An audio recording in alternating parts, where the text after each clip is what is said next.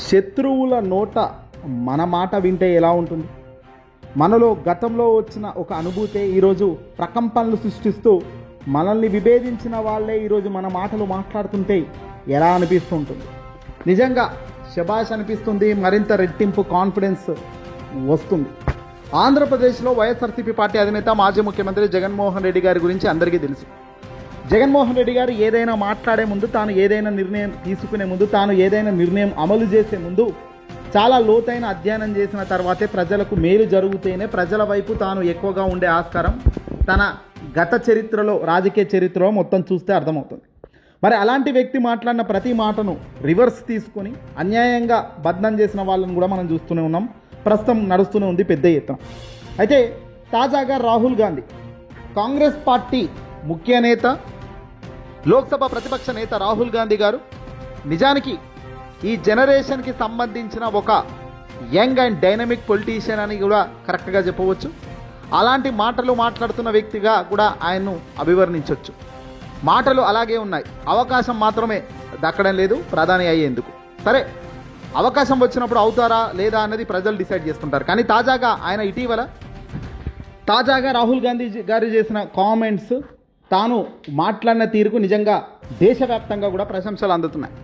రాహుల్ గాంధీకి దేశ ప్రజలు అధికారం ఇవ్వలేదు, కానీ ఇప్పటికీ అధికారం దక్కలేదు. కానీ రాహుల్ గాంధీ నిజాయితీగా మాట్లాడుతూ నిజాయితీగా అడుగులు వేసేందుకు ఆస్కారంగానే తన నిర్ణయాలు ఉన్నాయి. అధికారం కోసం మాట్లాడడం లేదు, అధికారం కోసం మాయమాటలు చెప్పే ఆలోచన చేయడం లేదు. కేవలం సంఖ్యాశాస్త్రం వాళ్ళకి ఎక్కువ ఉండడం, వాళ్ళు గెలిచారు తప్ప, లేదంటే మేము గెలిచే వాళ్ళం. ఈ లేటెస్ట్ జనరేషన్లో ఎమోషన్తో ఓట్లు వేసే వాళ్ళు, ఎమోషన్స్తో ఓటు వేసే సందర్భంలో రాహుల్ గాంధీ వాళ్ళకి గుర్తుకు రాకపోవచ్చు. కానీ దేశం ఎలా ఉండాలనుకుంటున్నామో, ఈ దేశంలో అందరికీ సమానంగా అవకాశాలు రావాలనుకుంటున్న వాళ్ళు, సంపద అందరికీ సమానంగా చేరాలనుకుంటున్న వాళ్ళందరూ కూడా రాహుల్ గాంధీ మాటలు వాళ్ళందరికీ కూడా స్ఫూర్తినిస్తాయి. ఈ మొత్తం ప్రస్తావనకు గల అంశం ఏందయ్యా అంటే, ఇటీవల రాహుల్ గాంధీ గారు తెలంగాణ రాష్ట్ర ప్రభుత్వం తీసుకొచ్చిన 42% బీసీ రిజర్వేషన్లకు సంబంధించిన అంశం పైన ఢిల్లీలో జరిగిన ఒక సెమినార్లో ఆయన మాట్లాడారు. ఇంగ్లీష్ మీడియం గురించి ఆయన ఇక్కడ చాలా కీలక కామెంట్స్ చేశారు. ఆంధ్రప్రదేశ్లో గత ప్రభుత్వంలో గత ముఖ్యమంత్రిగా ఉన్న వైఎస్ఆర్సీపీ పార్టీ జగన్మోహన్ రెడ్డి గారు ఆంధ్రప్రదేశ్ ముఖ్యమంత్రిగా ఉన్నప్పుడు ఇంగ్లీష్ మీడియాన్ని ఇంట్రడ్యూస్ చేయడం మాత్రమే కాకుండా ఇంగ్లీష్ మీడియాన్ని ఒక గొప్పగా విప్లవంగా తీసుకొచ్చే ప్రయత్నం చేసే అడుగులు జగన్మోహన్ రెడ్డి గారు ప్రారంభించారు. ఇక అక్కడ ఆ విప్లవంగా తీసుకొచ్చిన ఆయన ప్రయత్నమే నేడు పాజిటివ్ ఇంపాక్ట్గా జగన్మోహన్ రెడ్డి గారికి తయారైంది.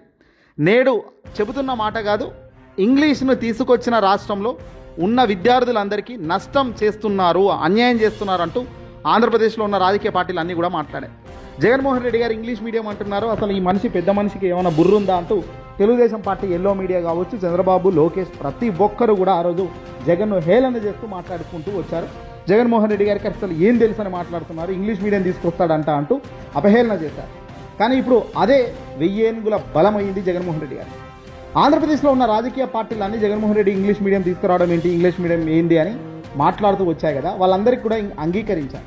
వాళ్ళందరూ కూడా చెప్పారు, ఆంధ్రప్రదేశ్లో జగన్మోహన్ రెడ్డి ఇంగ్లీష్ మీడియాన్ని ఒక విప్లవంగా తీసుకొచ్చే ప్రయత్నం చేశారని. ప్రతి పాఠశాలలో ఇంగ్లీష్ మీడియాన్ని, ఐబీ కరిక్యులంని, టోఫెల్ లాంటి శిక్షణను ఇచ్చే ప్రయత్నం ఆంధ్రప్రదేశ్ రాష్ట్రం మొదలెడుతుందని జగన్మోహన్ రెడ్డి గారి హయాంలో ఆయన అన్నారు, చేశారు కూడా. ప్రతి పేదవాడు కూడా ఢిల్లీ కాదు, ఏకంగా అమెరికా, లండన్, కెనడా, విదేశాల్లో ఎక్కడ చదువుకోవాలంటే అక్కడ చదువుకునే వెసులుబాటు తీరు రావాలంటే ఇంగ్లీష్ భాష మీద పట్టుండాలి. ఇంగ్లీష్ భాష ప్రాధాన్యంగా వచ్చి ఉంటే ఈ ప్రపంచంలో ఎక్కడైనా ఈజీగా కొలాయిడ్ కావడానికి ఛాన్స్ ఉంటుంది. కాబట్టి ఇవన్నీ కోర్సెస్ను జగన్మోహన్ రెడ్డి గారు స్కూల్ స్థాయిలోనే తీసుకొచ్చారు. ఇంగ్లీష్ భాష నేర్చుకుంటే మాత్రమే ప్రపంచంతో కమ్యూనికేషన్ ఈజీగా ఉంటుందని గ్రహించి ప్రపంచంతో కనెక్ట్ కాగలుగుతారు, భాష నేర్చుకోగలుగుతారు, ఉపాధికి దగ్గర అవుతారు, కమ్యూనికేషన్లో స్పీడ్ అందుకుంటారనే జగన్మోహన్ రెడ్డి గారు ఈ నిర్ణయం తీసుకున్నారు. ప్రభుత్వ పాఠశాలలో సీరియస్గా దీనిపై దృష్టి పెట్టారు. బైలింగ్వెల్ టెక్స్ట్ బుక్స్ ఇవ్వడం కావచ్చు, విద్యార్థులకు ఇంగ్లీష్పై పట్టు సాధించేందుకు ప్రత్యేక శిక్షణలు పెట్టడంలో సక్సెస్ అయితే గత ప్రభుత్వం 2019 నుంచి 24 కాలంలో చేసింది. ఇక ఎన్డీఏకి సంబంధించిన ముఖ్య బాధ్యులు హోంమంత్రి అమిత్ షా ఇంగ్లీష్ భాష గురించి కూడా చేసిన కామెంట్స్ చూశారు. ఇంగ్లీష్ భాష అవసరం లేదు అన్నట్టుగా ఆయన మాట్లాడారు. హిందీని మాత్రమే ముందుకు తీసుకెళ్ళాలి అంటూ ఆయన మాట్లాడారు. రీజనల్ లాంగ్వేజెస్తో మాత్రమే వికాసం ఉంటుందని ఆయన చెప్పుకొచ్చారు. ఇంగ్లీష్ భాష కొన్ని సంవత్సరాల తర్వాత కనపడకుండా పోవాలి అని కోరుకుంటున్నట్టు ఆయన చెప్పుకొచ్చారు. దీనిపైన రాహుల్ గాంధీ తాజా కామెంట్స్ వింటే నిజంగా శభాష్ అనిస్తుంది. గతంలో జగన్మోహన్ రెడ్డి గారు గత లీడర్ ఏదైతే మాటలు చెప్పారో ఇంగ్లీష్ మీడియం కావాల్సిందే అని జగన్మోహన్ రెడ్డి గారు ఏదైతే చెప్పారో నేడు అదే మాట రాహుల్ గాంధీ కూడా బలంగా చెప్పడం జరిగింది. జగన్ గారు గతంలో పదే పదే చెప్పిన మాటను పదే ఇంగ్లీష్ మీడియం గొప్పతనాన్ని ఈరోజు రాహుల్ గాంధీ అదే మాట్లాడారో ఆ సెమినార్లో.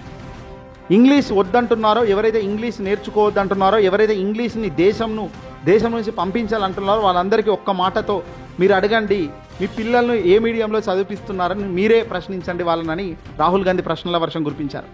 ఆ పిల్లలు ఇప్పుడు ఇంగ్లీష్ మీడియం వద్దంటున్న పిల్లలు ఏ మీడియంలో చదువుతున్నారు అంటే వాళ్ళ పిల్లలు ఇప్పుడు ఇంగ్లీష్ మీడియం వద్దంటున్న చంద్రబాబు పిల్లలైతేనేమి, నారా లోకేష్ పిల్లలైతేనేమి, అలాగే గతంలో ఏ పిల్లలైనా సరే విదేశాలకు పంపించి వాళ్ళు పెద్ద చదువులను చదివిస్తున్న వాళ్ళే ఈరోజు రాష్ట్రంలో నిలబడి ఇంగ్లీష్ వద్దంటున్నారు కదా. మరి వాళ్ళ పిల్లలు ఎక్కడ చదువుకుంటున్నారు, ఏ యూనివర్సిటీలో చదువుతున్నారో అడగండి.